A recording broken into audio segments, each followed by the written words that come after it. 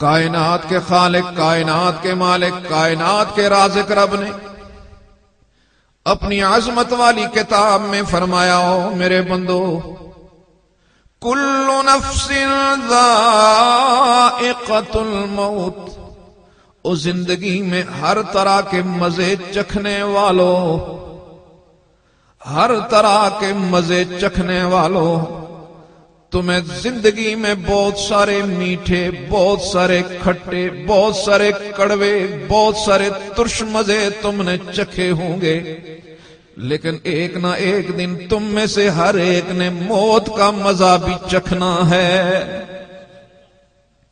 سیدنا عیسیٰ علیہ السلام، علامہ راضی نے روایت نقل کی، سیدنا عیسیٰ علیہ السلام ایک قبر سے گزرے، بوسیدہ پرانی قبر،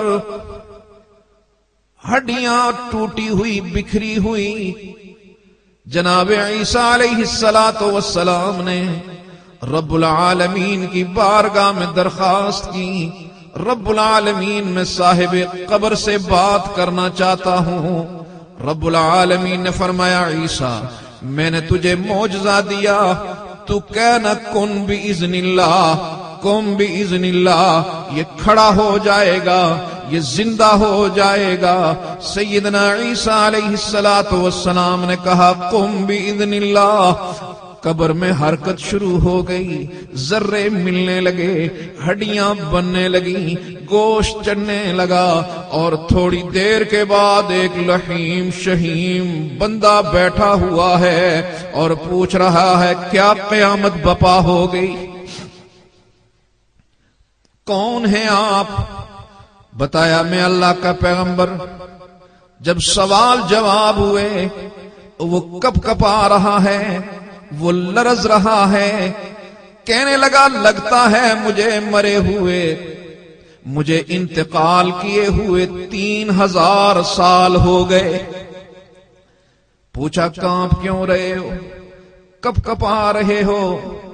کہنے لگا، او اللہ کے معصوم پیغمبر، قسم ہے اس ذات کی جس کے قبضہ قدرت میں تیری میری جان ہے، وہ 3000 سال پہلے وہ موت کا کڑوا گھونٹ جو میں نے پیا تھا، آج بھی اس کی کڑواہٹ محسوس کر رہا ہوں۔ کل نفس ذائقۃ الموت، ہر ایک نے اس مزے کو چکھنا ہے۔ اللہ فرماتے ہیں، ہوگا کیا؟ فلولا اذا بلغت الحلقوم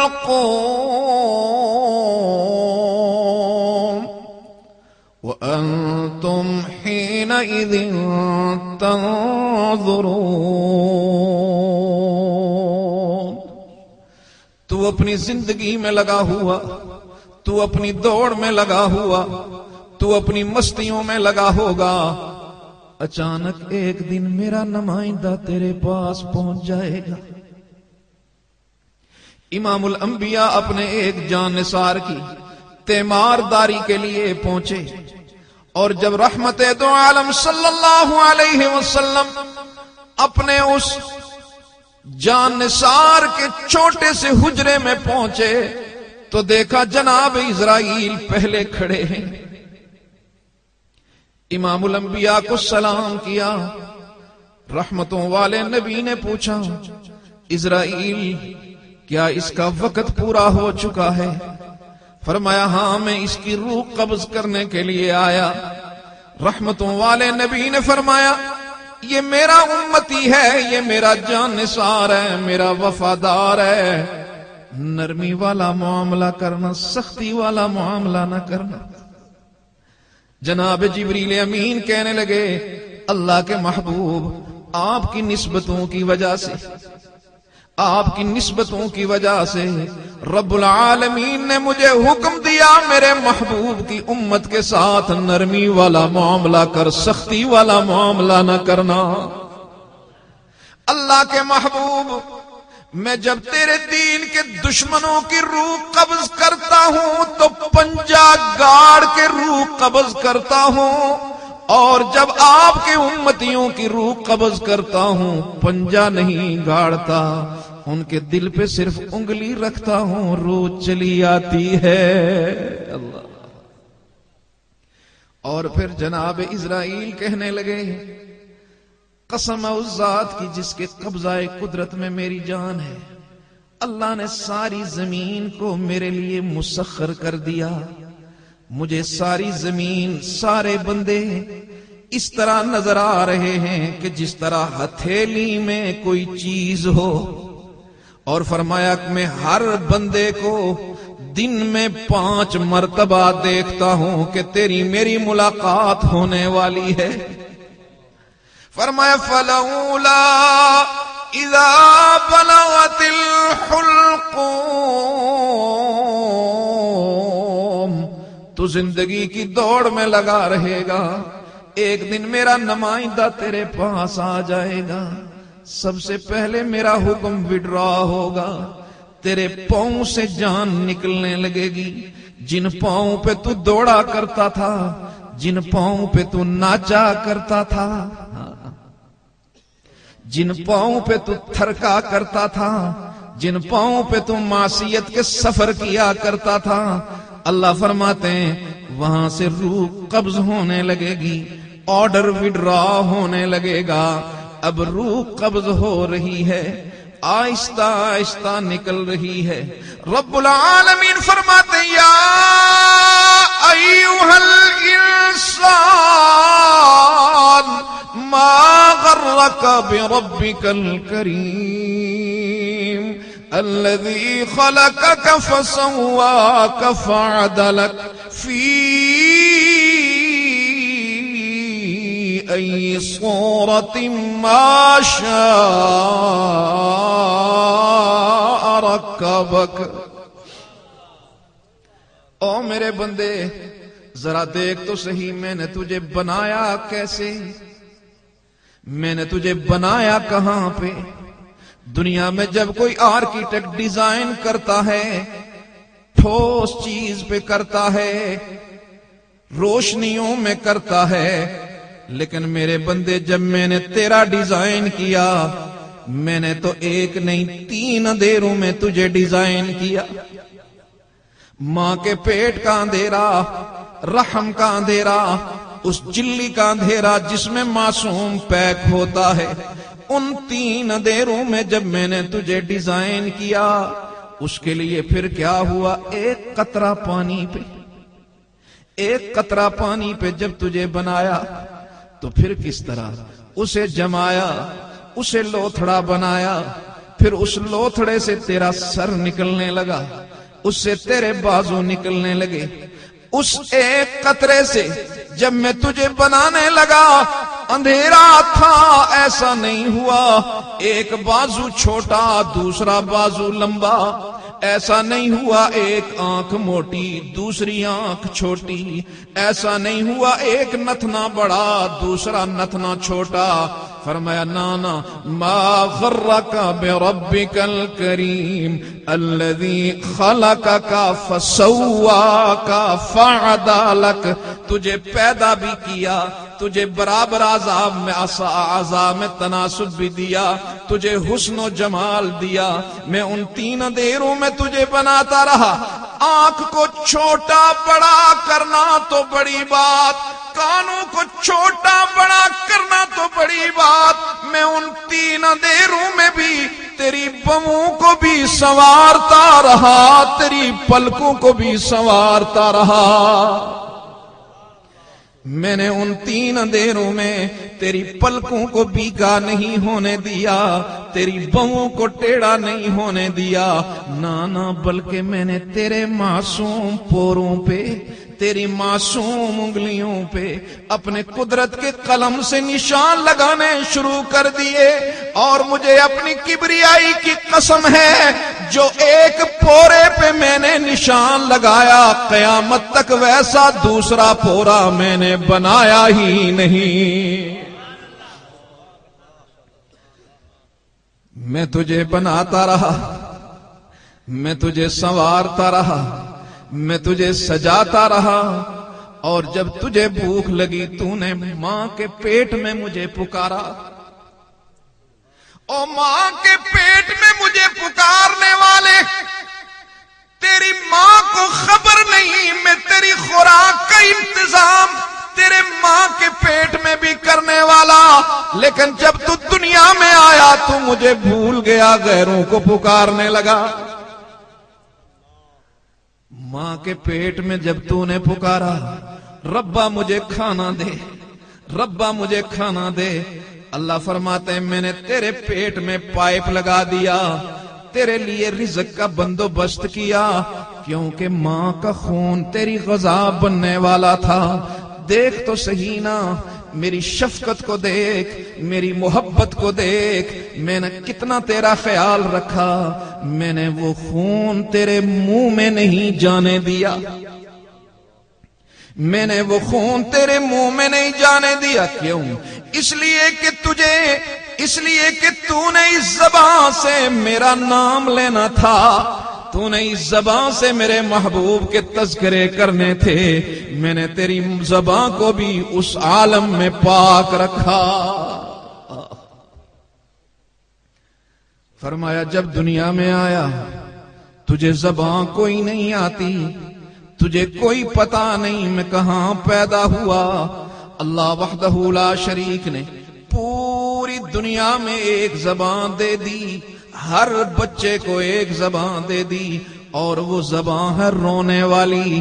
فرمایا جب تجھے بھوک لگی تو رونے لگا، جب تجھے درد ہوا تو رونے لگا، جب تجھے سردی گرمی لگی تو رونے لگا، تو روتا گیا، تیرا زندگی کا کام ہوتا گیا۔ میں نے تجھے زبان بتائی، او میرے بندے، جب تک تو اپنی ماں کے سامنے روتا رہا، تیرے زندگی کے سارے معاملات ہوتے گئے۔ اب تجھے وہی زبان میں تجھے زندگی میں بھی دے رہا ہوں، اب جتنا عرصہ میرے سامنے روتا رہے گا تیری زندگی کے کام ہوتے رہیں گے، تیری زندگی کے کام ہوتے رہیں گے۔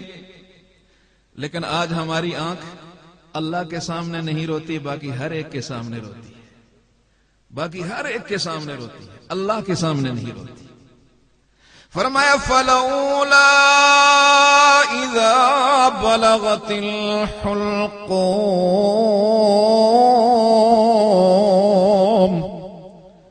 اب روح کھچتی اگر میں چاہتا تو زندگی میں تجھے آنکھوں سے محروم کر دیتا، اس لیے کہ تو راتوں کو بے حیائی کے منظر دیکھنے والا۔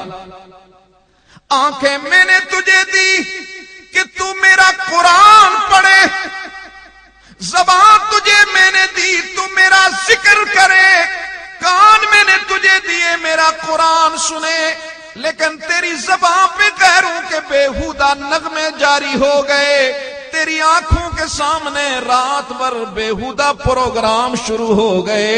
لیکن میں تیرا کریم اور مہربان رب تیری آنکھوں کو پھوڑا نہیں، تیری کانوں کو مروڑا نہیں، میں انتظار کرتا رہا شاید یہ توبہ کر لے، میں اس کے زندگی کے سارے گناہ معاف کر دوں۔ اللہ اکبر۔ میرے قابل قدر بھائی، یہ وہ لمحہ ہے جو ہر ایک پہ آیا، ہر ایک پہ آیا، ہر ایک پہ آنے والا ہے۔ ذرا توجہ ادھر کرو۔ ہر ایک پہ آیا، ہر ایک پہ آنے والا ہے۔ مدینہ منورہ میں سیدہ عائشہ رضی اللہ تعالی عنہا کے حجرے میں آج عجیب کیفیت ہے۔ رحمتوں والے نبی نے فجر کی نماز سے تھوڑی دیر پہلے اپنے علالت والے بستر سے اٹھے، دیوار کا سہارا لیا اور صحابہ کرام مسجد میں نماز فجر ادا کر رہے ہیں۔ امام الانبیاء نے اپنے یاروں کو دیکھنا چاہا، اپنے جان نثاروں کو دیکھنا چاہا، حجرہ اطہر سے پردہ ہٹایا تو دیکھا جناب ابو بکر امامت فرما رہے ہیں اور صحابہ کرام صفوں میں نماز پڑھ رہے ہیں۔ امام الانبیاء رب العالمین کی بارگاہ میں التجا کرنے لگے، رب العالمین یہ مستقبل کے حکمران ہیں، یہ نہ جانے کتنے آستانوں پہ تھے، نہ جانے کتنے درباروں پہ تھے، ان سب کو وہاں سے اٹھایا تیرے دروازے پہ جھکا دیا۔ میرے ربا آج میں اس دنیا والی زندگی میں اپنے گلشن کی آخری بار زیارت کر رہا ہوں، آثار بتا رہے ہیں آج کے بعد میں اپنے اس گلشن کو نہیں دیکھ سکوں گا، رب العالمین میں اپنے اس گلشن کو تیرے حوالے کر رہا ہوں۔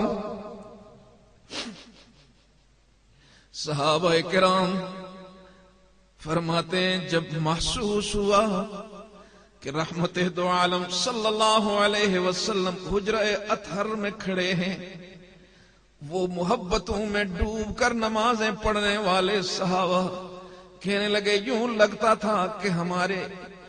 لگتا تھا مصطفیٰ کا چہرہ یوں نظر آتا تھا جیسے کہ گویا قرآن کھلا ہوا ہو۔ اب پردہ گر گیا، وہ آفتاب نبوت ہمیشہ کے لیے پردے کے پیچھے چلا گیا۔ اب زوال کا وقت ہے، جناب جبریل امین آئے، لیکن آج جبریل امین بھی اشکبار ہیں۔ امام الانبیاء نے پوچھا جبریل آپ کیوں رو رہے ہیں؟ جبریل امین کہنے لگے آقا آج آخری وحی لے کے آیا ہوں، آج آخری بار آ رہا ہوں۔ رب العالمین نے فرمایا جبریل جا، آج میرے بندوں کو میرے مصطفیٰ کی زبانی آخری پیغام سنا دے، آج کے بعد وحی کی ملکوتی صدائیں بلند، آج کے بعد وحی کی ملکوتی صدائیں بند ہونے والی ہیں، اس لیے تڑپ رہا ہوں کہ آج دنیا میں آخری بار آیا ہوں۔ آج میرے ساتھ اسرائیل بھی ہیں، لیکن رب العالمین نے فرمایا اسرائیل جہاں چاہ مرضی چلے جانا، لیکن یہ میرے محبوب کا حجرہ ہے، بغیر اجازت کے نہ جانا، بغیر اجازت کے نہ جانا۔ جبریل امین میرے ساتھ، آسمانوں پہ پروٹوکول سج چکا ہے، ملائکہ کی فوج میرے ساتھ، ہم آپ کی مقدس روح کو لینے کے لیے آئے ہیں۔ امام الانبیاء نے فرمایا جبریل ہاں میں چلنے کے لیے تیار، میں چلنے کے لیے تیار، میں اپنے رب سے ملنے کے لیے بے قرار، لیکن جا میرے رب سے پوچھ، میں بے چین اور مضطرب ہوں، اور بے چین ہوں تو اپنی امت کے لیے، بے چین ہوں تو اپنی امت کے لیے۔ آخری لمحات میں بھی امام الانبیاء نے فرمایا جبریل میں چلنے کے لیے تیار ہوں، لیکن جا میرے رب سے پوچھ کے آ، میرے بعد میری اس امت کا کیا ہوگا۔ میں نے بستر مرگ پہ تڑپتے ہوئے سینکڑوں کو دیکھا، کسی نے کہا میرے کاروبار کا کیا ہوگا، کسی نے کہا میری اولاد کا کیا ہوگا، کسی نے کہا کیا ہوگا، لیکن اللہ کا محبوب فرما رہے میری امت کا کیا ہوگا۔ اللہ، جبریل امین آ کر کہنے لگے اللہ کے محبوب، رب العالمین فرماتے ہیں میرے محبوب کو کہو چلے آئیں، میں آپ کی نسبتوں کی وجہ سے آپ کی امت کا خیال رکھوں گا۔ اب جناب روح قبض ہوئی اور پھر جب تدفین ہونے لگی، علامہ ابن کثیر نے ایک روایت نقل کی دلوں کو تڑپا دینے والی، دلوں کو تڑپا دینے والی۔ فرمایا جب صحابہ کرام رحمت دو عالم صلی اللہ علیہ وسلم کو دفنانے کے بعد واپس لوٹے تو سیدہ فاطمہ الزہرا رضی اللہ تعالی عنہا پوچھنے لگی، او مصطفیٰ کے جان نثار، یہ وہ مرحلہ ہے جس سے ہم خود گزر چکے، او مصطفیٰ کے جان نثارو، تم نے وہ دل کہاں سے لایا، تم نے وہ دل کہاں سے لایا، تم نے وہ ہمت کہاں سے لائی جب تم نے محبوب دو عالم کو لحد میں اتارا؟ وہ دل کہاں سے لایا؟ تم تو مصطفیٰ کے وہ دیوانے تھے، جب تمہیں بھوک لگا کرتی تھی تو اس چہرے کو دیکھ کر بھوک مٹایا کرتے تھے، اس چہرے کو دیکھ کر پیاس مٹایا کرتے تھے۔ وہ دل تم نے کہاں سے لایا جس دل کے ساتھ تم نے محبوب کو لحد میں اتارا؟ اس محبت کا عالم آج پوچھو نا نواب الحسن کے بیٹے سے کہ جو باپ کی چھوٹی سی تکلیف پہ بے چین ہو جاتا تھا، پوچھو قاضی خالد سے جو اپنے دوست کی چھوٹی سی تکلیف پہ بے چین ہوتا تھا، ان سے پوچھو نا وہ دل کہاں سے لایا کہ اس مسکراتے ہوئے چہرے کو ایک بیاباں میں منو مٹی کے نیچے رکھ دیا۔ میرے قابل قدر بھائی، اس لیے کہ پروردگار عالم نے فرمایا کل نفس ذائقۃ الموت۔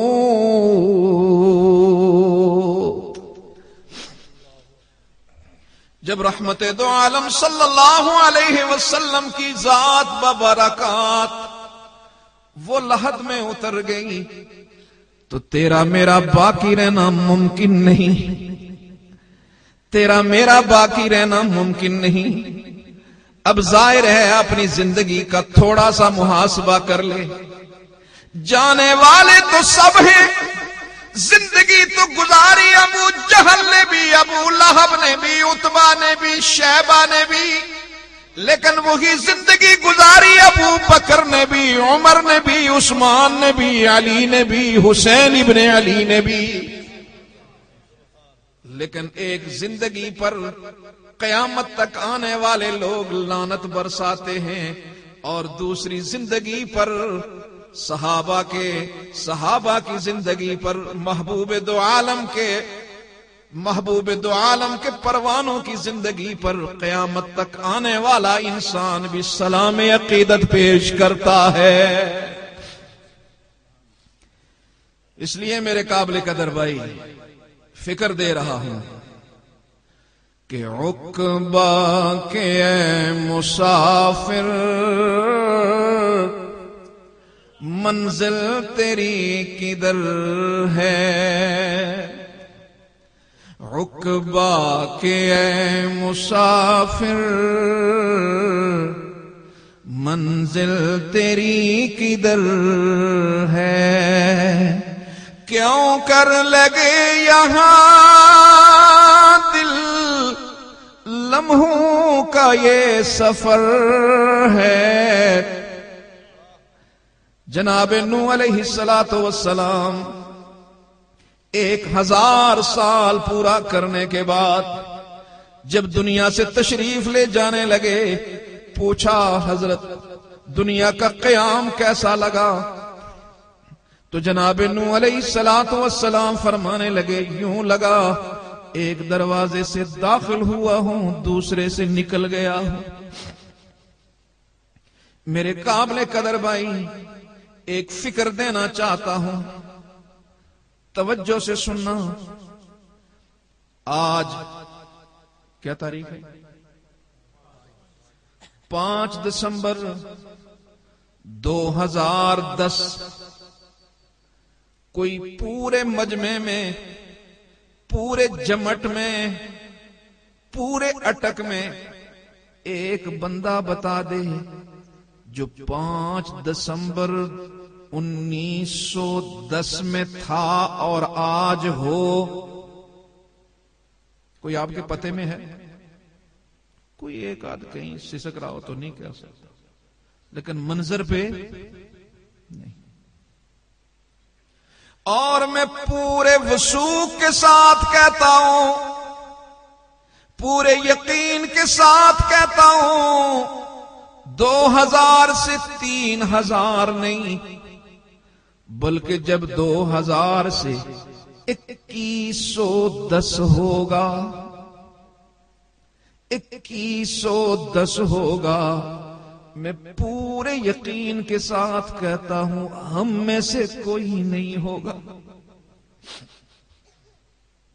نہ یہ خطیب ہوگا، نہ یہ سامع ہوگا، نہ یہ امام ہوگا، نہ یہ مقتدی ہوں گے، نئے لوگ ہوں گے، نئے خطبان، نئے ائمہ ہوں گے، نئے مقتدی ہوں گے، اور ہم نہ جانے کس بیاباں میں زندگی کی ایک ایک سانس کا حساب دے رہے ہوں گے۔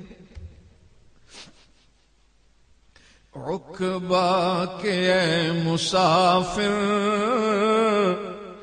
منزل تیری کدھر ہے، کیوں کر لگے یہاں دل لمحوں کا یہ سفر ہے، نہ کوئی رہا ہے نہ کوئی رہے گا، رہے گا تو اس میں نہ کوئی رہے گا، جگہ جی لگانے کی دنیا نہیں ہے، یہ عبرت کی جا ہے تماشا نہیں ہے۔ ہمارے اکابر میں بڑے بڑے آئے، بڑے بڑے آئے، لیکن باقی نہیں رہے، ان کی فکر باقی، ان کی سوچ باقی، ان کا علم باقی، ان کی فکر باقی۔ ہمارا بھائی نواب الحسن جو ہر اعتبار سے حسن تھا، چہرے میں بھی حسن، سوچ میں بھی حسن، دوستوں میں بھی حسن، رشتہ داروں میں بھی حسن، اولاد کے ساتھ بھی حسن، ہر اعتبار سے حسن تھا۔ اللہ نے خاتمہ بھی شہداء والا عطا فرما دیا، خاتمہ بھی شہداء والا عطا کر دیا۔ یہ وہ مرحلہ ہے جو ہر ایک پہ آنے والا ہے۔ میں ایک جھلک دیکھتا ہوں، عبداللہ ابن مبارک رحمہ اللہ تعالی، آخری لمحہ ہے، آخری لمحات ہیں، اپنے عزیزوں کو کہا، اپنے شاگردوں کو کہا، مجھے بستر سے نیچے اتارو، مجھے بستر سے نیچے اتارو۔ نیچے اتارا گیا، زمین پہ لوٹ پوٹ ہونے لگے، زمین پہ لوٹ پوٹ ہونے لگے، اور رب العالمین کی بارگاہ میں کہنے لگے، پروردگار عالم، یوں لگتا ہے چند لمحوں کے بعد روح کا رشتہ جسم سے ٹوٹنے والا ہے، لیکن میں اپنے پاس کوئی عمل نہیں پاتا جو تیرے سامنے پیش کر سکوں۔ میں نے اپنے اکابر کو اس طرح دیکھا، اتنی بے نفسی، اتنی بے نفسی، اتنی بے غرضی، اس طرح مٹے ہوئے۔ میں جب حج کے لیے جانے لگا 2 سال قبل، تو حضرت والد المکرم رحمہ اللہ تعالی مجھے رخصت کرنے کے لیے گاڑی تک تشریف لائے۔ تو جو ہی گاڑی پہ بیٹھنے لگا تو حضرت نے فرمایا کہ ایک بات کہنا چاہتا ہوں، لیکن ہمت نہیں پڑتی۔ تو پہلے تو میں بڑا متعجب ہوا کہ اتنی اہم بات پہلے کیوں نہیں فرمائی؟ اور پھر جب یہ فرمایا کہ بھائی ہمت نہیں پڑتی، تو میں لرز گیا کہ میں ان کا بیٹا، کون سی ایسی بات ہے جو حضرت مجھ سے کہتے ہوئے ہمت نہیں پڑتی، یہ کیسے فرما رہے ہیں؟ تو میں نے پوچھا حضرت خیریت ہے؟ کون سی ایسی بات ہے جو اس لمحے آپ فرما رہے ہیں اور آپ فرماتے ہمت نہیں پڑتی؟ تو جب نگاہیں اٹھا کر دیکھا تو آنکھیں چم چم برس رہی تھی، زاروں قطار رو رہے تھے۔ تو فرمانے لگے بیٹا کس طرح کہوں؟ میں نے پوچھا حضرت کیا بات ہے؟ فرمانے لگے ہاں بس اتنی سی بات ہے کہ جب روزہ رسول پہ حاضری ہو تو اس گناہگار کا، اس خطا کار کا، اس عاجز بندے کا سلام عقیدت پیش کر دینا۔ مجھے ہمت نہیں پڑتی۔ اللہ اکبر۔ جس شخص نے 50 برس بخاری پڑھاتے ہوئے لگا دیے، وہ مصطفیٰ کے سامنے درود و سلام اس عجز کے ساتھ پیش کرتا ہے، اور دوسری طرف عبداللہ ابن مبارک لوٹ پوٹ ہو رہے ہیں، وہ وقت کا عظیم محدث جس کے درس میں 40 ہزار محدثین بیٹھ کر استفادہ کرتے ہیں، تو وہ کہتا ہے رب العالمین اگر حدیث پڑھائی تو نے علم دیا، تیری توفیق سے پڑھائی، کوئی عمل پلے نہیں جو تیرے سامنے پیش کروں۔ ہاں میرے اللہ، جب سے توبہ کی ہے اس دن سے تجھے منانے میں لگا ہوا، جس دن سے توبہ کی ہے اس دن سے تجھے منانے میں لگا ہوا ہوں، اور جس دن سے توبہ کی اس دن یہ بال کالے تھے، اس ریاضت میں یہ بال سفید ہو گئے۔ رب العالمین تیرے محبوب سے سنا ہے کہ تجھے سفید بالوں سے حیا آ جاتی ہے، تو اے اللہ میرے پاس تو کچھ نہیں، اس بوڑھے کے اس سفید بالوں کو دیکھ کر مجھ پہ رحم فرما دے۔ اللہ